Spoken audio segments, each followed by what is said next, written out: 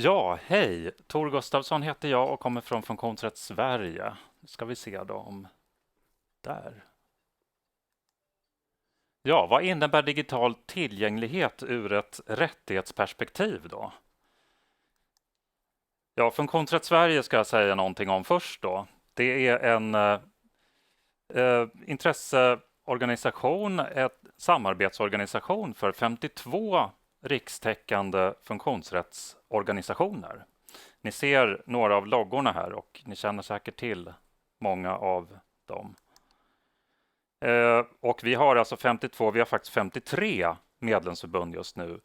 Och vi representerar ju väldigt många användare i landet, 400 000 människor faktiskt.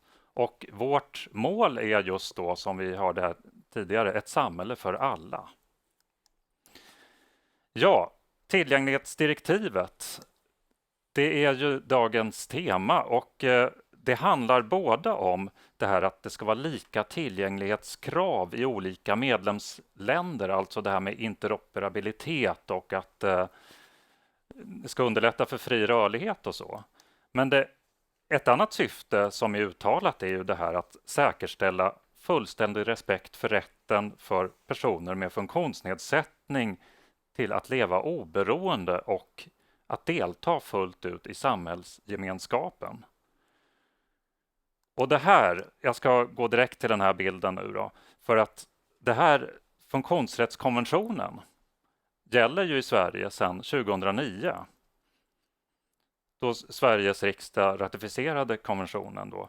Och här står det inskrivet då rätten att leva ett självbestämt eller oberoende liv. Ett fullständigt deltagande och inkludering i samhället på lika villkor. Och då är ju tillgänglighet en självklar förutsättning för att det ska överhuvudtaget vara möjligt. Och det är därför vi står här idag och pratar om vikten av tillgänglighet och att det här då ska göras i enlighet med konventionen då och också i flera parallella spår. Och dels då med alla nya produkter, tjänster, till exempel betallösningar eller e-legitimationer eller sånt där, så ska man då använda universell utformning som princip. Och sen ska man dessutom ta bort hinder som uppstår hela tiden, gradvis då, när de uppstår. Och sen så ska det också finnas skydd mot diskriminering i lagstiftning. Och det finns ju idag i diskrimineringslagen då ett skydd mot bristande tillgänglighet. Ja, det här med universell utformning, vad är det då?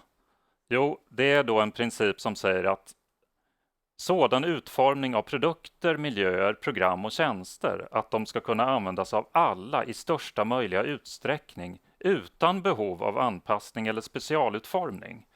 Och det innebär då alltså att man ska göra rätt från början eller tillgängliga lösningar redan tidigt när man ska man få in i planeringen av nya produkter och tjänster. Så att man undviker särlösningar som ofta blir diskriminerande eller lite sämre än de här huvudlösningarna som gäller för alla. Och det här som vi pratar om, det här med vikten då av att tänka in alla från början, det illustreras väldigt bra tycker vi i den här bilden, den här stjärnexplosionen, som egentligen illustrerar en normalfördelning av till exempel användardata, hur man använder e-legitimationer eller banktjänster överhuvudtaget. För de flesta så funkar det ganska bra om man designar utifrån någon slags normalanvändare. Det är det här klustret i mitten som så att säga använder saker och ungefär liknande behov. Men sen så finns det de svåra 20% pratar man om. De här som har lite olika behov av andra slag, använder saker på lite andra sätt och så. Och de har ofta ganska olika behov.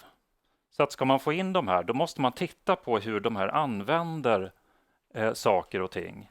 Man måste utgå från de här som idag är, kan man kalla icke-användare. De som riskerar att lämnas utanför om man designar saker utifrån någon tänkt normalanvändare.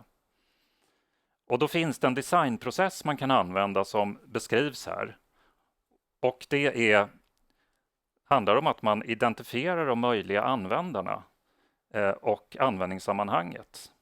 Och då att man börjar med att tänka in vem kan inte använda det här vi håller på att ta fram just nu. Att man analyserar de här behoven genom hela användningskedjan. Och att man producerar designlösningar som uppfyller kraven och utvärderar tillsammans med användarna så att de får vara med under den här utvecklingsprocessen. Det här finns en standard faktiskt som heter tillgänglighet genom universell utformning som jag kan rekommendera, SSEN 17161, som faktiskt är gratis att använda också. Jag lämnar över till Emily Mynde som ska berätta mer om hur det faktiskt ser ut idag då. Från FUB. Varsågod. Tack så mycket. Jag kommer då som sagt från Riksförbundet FUB som är förbundet för intellektuell funktionsnedsättning. Och jag tänkte prata lite idag om de praktiska tillgänglighetssvårigheter som vi ser för många av våra medlemmar och för många medlemmar med kognitiva funktionsnedsättningar överlag. Ett mycket stort problem är att BankID och andra betalningslösningar stänger ute många människor, helt enkelt för att man inte blir beviljade. Och då bland annat personer med kognitiva nedsättningar. Om alla tar en sekund och tänker efter, hur många gånger per dag och i vilka sammanhang använder man mobilt BankID? Det är väldigt många. Och det är inte bara för att betala eller logga in på banken det handlar om, men det är någonting som blir utfärdat av banken. Till exempel i kontakt med vården, när man loggar in på 1177, när man ska se sina recept på apoteket, handla på nätet, när man ska köpa biljetter i kollektivtrafiken.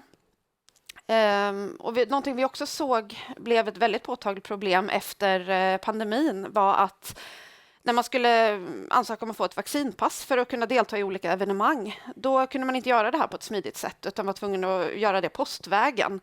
Och det här drabbade ju en grupp som var extra utsatt av isolering under pandemin.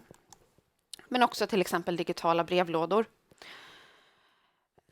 Samhället förutsätter helt enkelt idag att man har tillgång till en e-legitimation.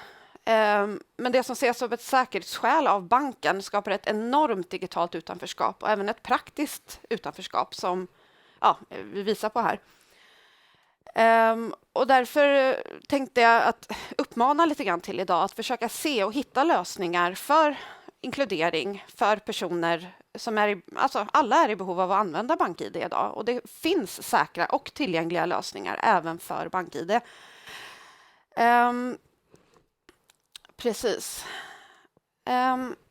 Några andra frågor som vi ofta stöter på i kontakt med banksektorn är bland annat när det gäller ställföreträdare. Ett problem som många personer med funktionsnedsättning upplever som ett hinder i kontakt med banksektorn är svårhanterbarhet när man har en ställföreträdare. Det handlar om att logga in och få överblickbarhet på sina konton. Och kan man inte göra det på ett smidigt sätt tillsammans med sin huvudman, då blir det också faktiskt en konkurrensfaktor. Att man går till den bank där man märker att här fungerar det.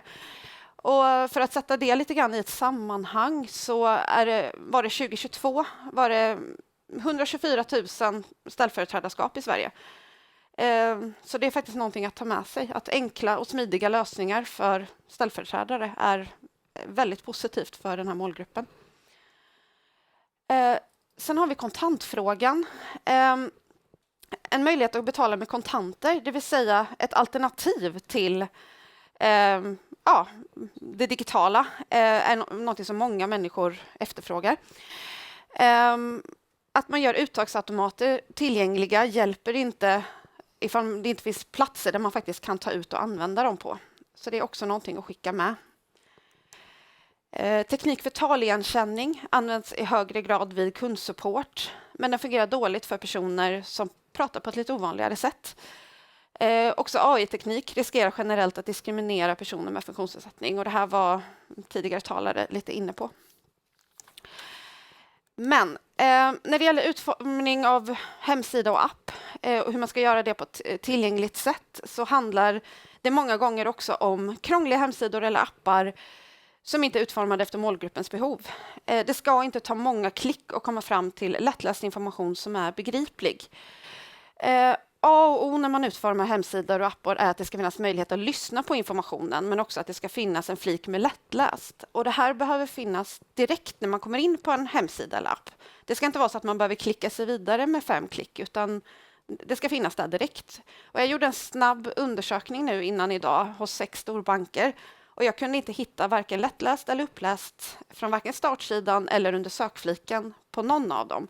Så det här är verkligen någonting att ta med sig för att personer faktiskt ska förstå både vad det är banken vill förmedla, men också vad det finns för tjänster tillgängliga.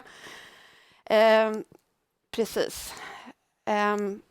Jag kan också nämna att 800 000 svenskar gynnas av lättläst material enligt Myndigheten för tillgängliga medier, MTM. Och i en undersökning som Funktionsrätt Stockholm gjorde inom ramen för rapporten Från digitalt utanförskap till digitalt innanförskap, så är det många saker som uppfattas som ett hinder på nätet. Bland annat mycket information som är svår att sortera, svårt språk, kontraster och svårt att förstå logiken. Så att det här är också saker att ta med sig och beakta vid utformning av hemsida. Och för mer tips om hur man skriver lättläst så är det tips att kolla in Begripsam, deras hemsida. Där finns det väldigt mycket bra tips. Så, tack för mig.